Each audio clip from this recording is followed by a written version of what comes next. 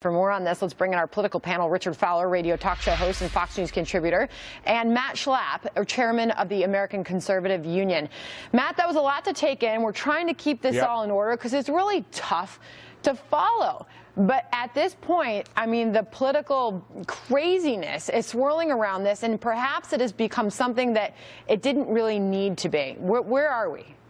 I'll tell you where we are is we're all following this TikTok, but we're failing sometimes to cover what Nunes has learned. And what Nunes has learned is that there was incidental collection of the Trump team's conversation well before we were made aware of earlier, and that those conversations do not relate to Russia. So what the underlying information is that there's a much more explosive and broad set of facts. This is no longer just about the conversations between Trump team and Russia. But it's Matt, much did somebody broader. fumble the ball here? Because, I mean, we're not talking about that because Democrats are able then to run with this narrative about what happened that night at the White House when Nunes walked in there. No, the problem is that there was incidental collection of conversations that should not be unmasked, that were unmasked, that were put in reports. The names of these Trump associates were put in reports, and Devin Nunes is having to respond to this breathtaking idea that one administration uses its powers to investigate and spy on the incoming administration. That is just something that is not tolerable. Richard, what about that? I mean, are we focusing on the real issue? Well, I think that Matt is making a big jump to say, based upon this information that the public hasn't seen, the Intelligence Committee members hasn't seen, that the Obama White House was somehow, some way spying on the Trump administration. For me, here's where the crux of the problem lies. Who waved him into the White House? Why didn't he get this briefing on the Hill where there is a SCIF, which is a secure room to receive intelligence briefings? Why did he go to the White House? Who waved him in? And why did he not tell both Democrats and Republicans on the House Intelligence Committee what was said in that meeting? To me, Mr. Nunes has no credibility, and I really feel as though the American people should focus on the Senate investigation, where we see Mark Warner and his Republican colleague working together, and they're not taking secret trips to the White House. Can I respond? Yeah, Matt, and of course, Nunes' response to that is that he did this at the White House to have a secure environment in which to view these documents. Matt? And I don't know if he was meeting with somebody maybe that would only meet at the White House. I don't know what those particulars are, Richard, but he'll have to explain them in the public forum and make his case. But the question is here, it has nothing to do with where he heard the information. It has to do with the information. And the Congress will handle this in a bipartisan way. All this information will be relayed in the appropriate way. But what I am astounded at is we're not covering the fact that what he is finding out is more troubling revelations about the politicization of this intelligence process. And I think it's gross. We should all be against this. Richard, you should join me in saying if that happened, it was wrong. All right, we're going to take a break right there. I'm going to ask the panel to stand by. Matt and Richard, Fox News alert for everybody. We've got President Trump signing the Energy Independence Executive Order, dismantling at least a half-dozen environmental regulations put in place during the Obama administration. We are waiting to see this signing. Chief National Correspondent, meanwhile, Ed Henry joins us live from Washington. All right, so set this up for us, Ed. What are the finer points of this order? Well, interesting is that big picture, this is a vastly different approach to climate change than we saw under President Obama. You mentioned about a half-dozen Obama-era regulations being dismantled in terms of dealing with the environment, and there are a whole bunch more that are now officially under review because of President Trump taking out that pen and signing that executive order over at the EPA. It was previewed a short time ago by his EPA chief, Scott Pruitt. Watch. It's going to create jobs in the oil and gas sector, in the energy sector, the coal sector across the country. For too long, over the last several years, you had certain industries, certain sectors of our economy that were within the crosshairs of the EPA. These industries, like the coal sector, were under assault. And so that is not going to happen anymore. Remember, back in the campaign, President Trump, then candidate Trump, spent a lot of time in coal country highlighting those comments by Democratic nominee Hillary Clinton about how she wanted to put some of these coal companies out of business and their workers basically out of jobs.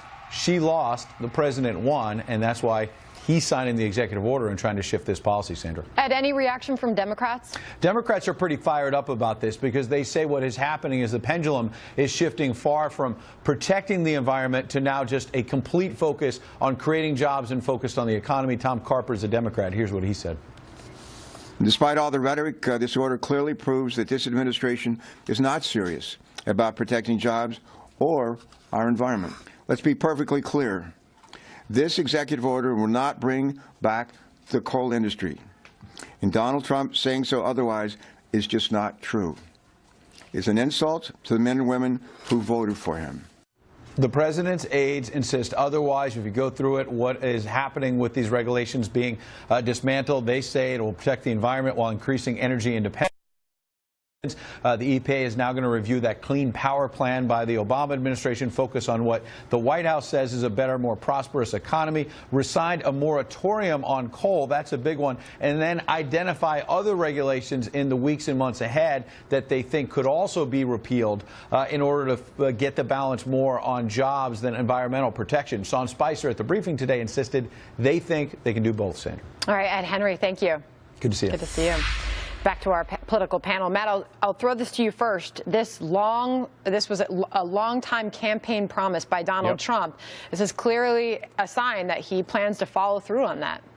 Yeah, absolutely, Sandra. The whole thing, what the Trump administration comes down to is one basic political question, is can we get this economy humming, growing? Can we add jobs, including energy jobs? And we all know that one of the biggest inputs to the creation of new jobs, especially manufacturing jobs, are energy prices. And the idea that we can use all different types of American energy, we're really rich in energy if we'd actually use it all, get the government out of the way, I think it's going to do nothing but increase the economic prospects for people who are hurting out there in the country. And with Scott Pruitt at the helm of the EPA, Richard, he says they're going to create jobs in the oil and gas sector, the coal sector. They're going to see jobs growth.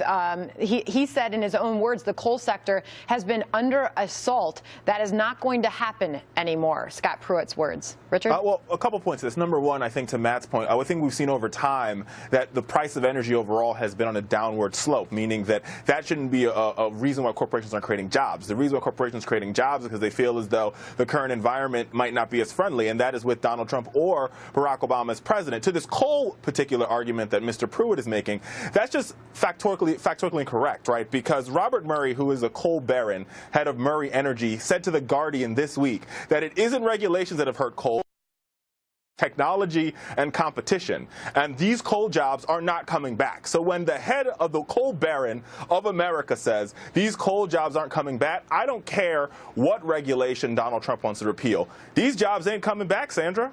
Wow. Matt, I'll let you respond to that. Yeah, completely untrue. The fact is this, which is you never know what's going to happen tomorrow, and you never know what's going to happen in terms of our technology and our understanding and our energy needs, and what's going to happen to another energy supplement. So I think that it's a marginal question. Every time you pull back a regulation or take a tax rate down or make it easier to use a commodity like coal, it'll help our economy overall, and I think Richard is wrong. Oh, I mean, and then how do you respond to the fact that the main coal baron in America, Robert Murray, says these jobs aren't coming back? He said to The Guardian a couple of days ago. There's two questions. The first question is that will some of them come back? And I think that this is a question of there's a marginal utility to making sure that we get every job we can. Richard, if it was your job, you'd want it to come back. Right. Second of all, as we have new forms of energy, it brings the cost of all of them down, which is good for our overall economy. Clearly, Richard, the target here is, and the fact is that the EPA and Scott Pruitt is saying that there are regulations that have been stifling the ability for some of these sectors to grow. They plan to roll back some of those with this executive order that the president should be momentarily signing. We will see. All right, we laid it out for you.